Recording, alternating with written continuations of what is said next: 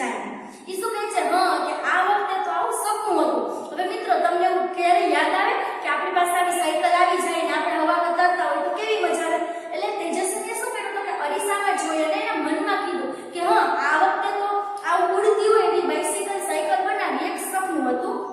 But it will not be a dream forever. Dream એટલે સપનું, forever એટલે હંમેશા માટે. પરંતુ હંમેશા માટે આ સપનું બનીને રહેશે નહીં. She promised herself. herself એટલે તેની જાતને, તેને પોતાની જાતને પ્રોમિસ કર્યું, વચન આપ્યું. I will make a bike like this. હું આના જેવી એક સાયકલ બનાવીશ.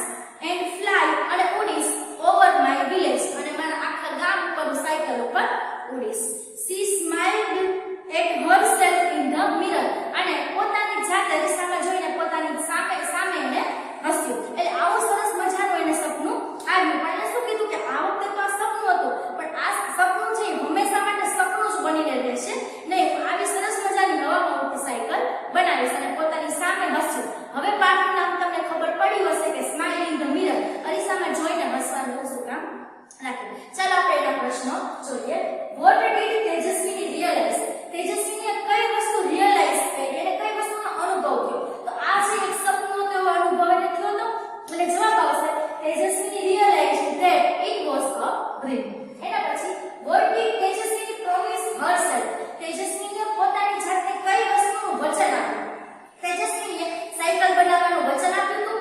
તો લખવાનું Tejaswini promised herself to make a flying bicycle.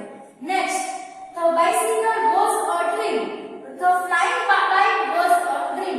ઉડતું બાઇક એટલે ઉડતી સાયકલ બનાવી એક સપનું હતું. True or false? બરાબર. તેજસ્વીને એવું નક્કી કર્યું હતું કે ભવિષ્યમાં આ સાયકલ બનાવશે, પણ અત્યાર માટે તો એક સપનું જ હતું એટલે આનામાં આવશે ટ્રુ.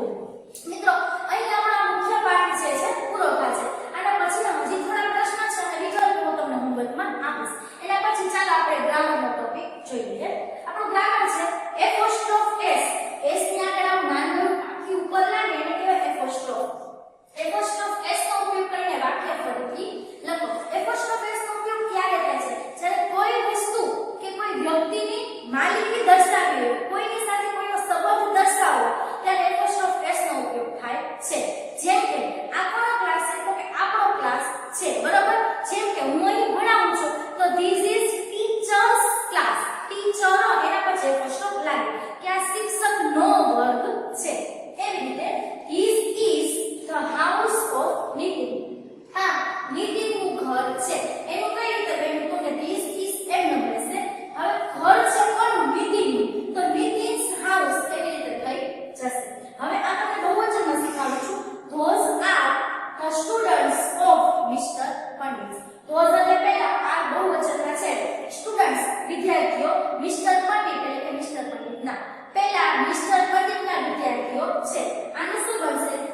તો કે ધોઝ આર પહેલા છે કોણ છે? તો કે વિદ્યાર્થી. પણ કોના? તો કે મિસ્ટર પંડિતના. તો કે those are mister Pandit sir. Mister